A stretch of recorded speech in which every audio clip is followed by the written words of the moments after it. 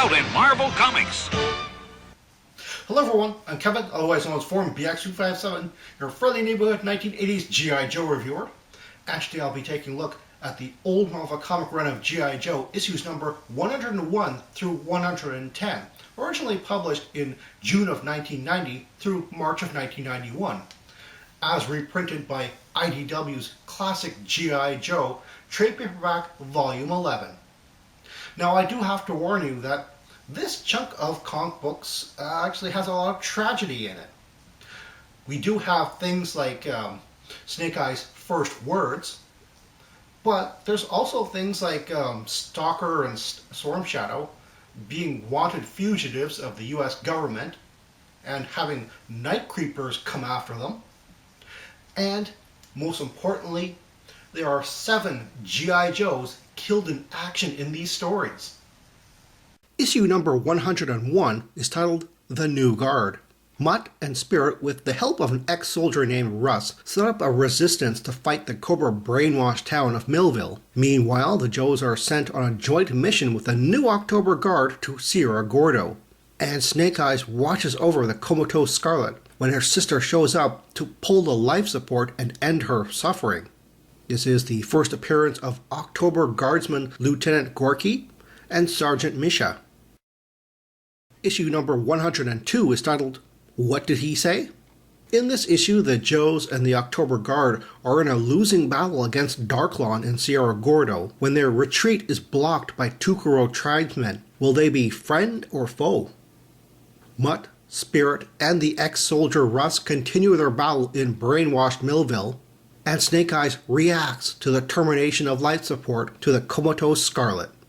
Snake Eyes' semi-healed face is revealed, and will remain this way for the rest of the series.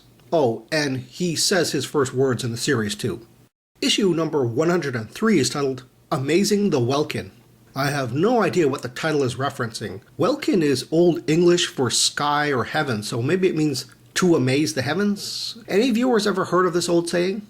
Anyway, in this issue, Storm Shadow bursts into the Juggler's Pentagon office to demand they send Snake Eyes on a dangerous mission to distract him from the ailing Scarlet. The Joes, October Guard, with the help of the Sierra Gordo native Tucaros, just barely manage to survive being hunted down by Darklon and the Iron Grenadiers. And when Mutt and Spirit's battle in Millville seems to reach a conclusion, all is not what it seems. Mutt and Spirit are arrested and will remain suspended from action until issue number 145. The Arashikage Mindset martial art jester is first seen here. Issue 104 is titled Hero of the People. Snake Eyes paradrops into war-torn Barovia to free a US spy and is helped by the White Clown and his assistant, and followed by a rebel leader who sees him as a rebel hero. Storm Shadow and Stalker are arrested by the Juggler General for their role in blackmailing him, and the Joes, native Sierra Gordo tribesmen Tucaros, and October Guard find out they have nowhere to run from Darklon. This has a very beautiful cover by Lee Weeks, and this is the first appearance of Barovian rabble-rouser Metz, and Major Blood returns. He was last seen in issue number 57. Issue number 105 is titled Hidden Aces. In this issue, a small reinforcement of Joes enters battle in Sierra Gordo with surprising results. The White Clown and his assistant discover Snake Eyes has become an uncaring killing machine thanks to Storm Shadow's mindset technique, and Snake Eyes prepares to storm the Barovian Gulag to free a US spy, but rebel leader Metz has other plans. This is the first appearance of the G.I. Joe Locust minicopter, Stretcher, the medic, the Raider assault vehicle, and its driver, Hot Seat. Issue number 106 is titled, I Lift My Lamp. In this issue, Snake Eyes continues his mission to free a US spy held in a Barovian gulag at all costs, unaware he is being targeted by Major Blood. Stalker and Storm Shadow free themselves from the Juggler General's captivity and his murderous goon squad.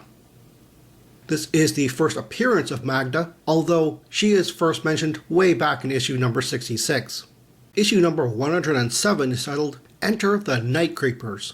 In this issue, Scarlet, having woken up from her coma in issue number 103, escapes the hospital with revenge on her mind for what Storm Shadow has done to Snake Eyes. Cobra Commander hires the Night Creepers to assassinate Storm Shadow, and both track him down in a New York subway.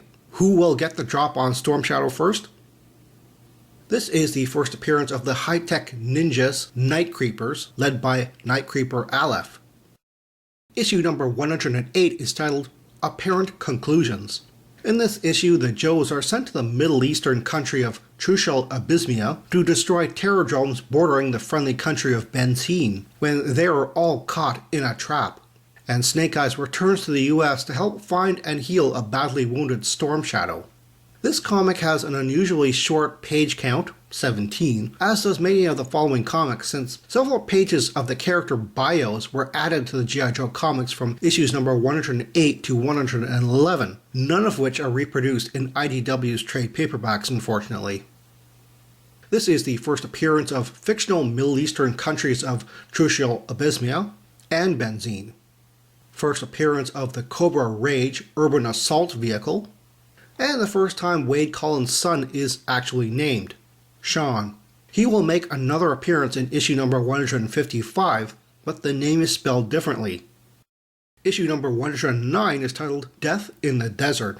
In this issue, Tomax and Zaymot misinterpret Cobra Commander's orders and let a Saw Viper execute their Joe prisoners. When some of the Joes escape and radio their situation back to base, Hawk sends some fire support since a full-scale evacuation will be impossible. Will the surviving Joes last long enough for it to arrive? This is the first appearance of the Cobra Saw Vipers, although treated as an individual during the story arc, who proceeds to kill 4 G.I. Joes: Doc, Thunder, Crankcase, and Heavy Metal. Later in the story, 3 more G.I. Joes, Breaker, Quick Kick, and Crazy Legs, are killed by cannon fire from a pursuing Cobra Maggot tank. This is the first appearance of the G.I. Joe Mobile Battle Bunker, and first appearance of Countdown, the second G.I. Joe astronaut, although he is neither blonde nor Caucasian as shown here. And there's an art error where the Delta Fuselage Defiant shuttle is later shown as a conventional shuttle. And finally, issue number 110 is titled Escalator to Armageddon. In this issue, the surviving Joe prisoners are barely able to hold their own against the pursuing Saw Viper with the help of newly arrived fire support. Cobra Commander arrives in the Middle East to oversee the invasion of oil-rich country Benzine, but stateside, the Joes are planning a massive counterattack. This is the first appearance of the Pulverizer tank, although not associated with Battle Force 2000, and the Hammer Jeep. This is the first appearance of the Cobra Piranha speedboats and Hammerhead assault craft, as well as background cameos of the Cobra Hurricane VTOL jets. Confusingly, the Crimson Twins claim the Saw Viper shot 7 G.I. Joes, although he only personally killed 4, but this may be just the Twins' way of shifting more blame to the Saw Viper. Well, that's all the time I have right now. Please check out my Facebook page for more information and behind-the-scenes photos for these reviews. Thank you for watching this video, and stay tuned for next time to see another 1980s G.I. Joe toy review. See you then.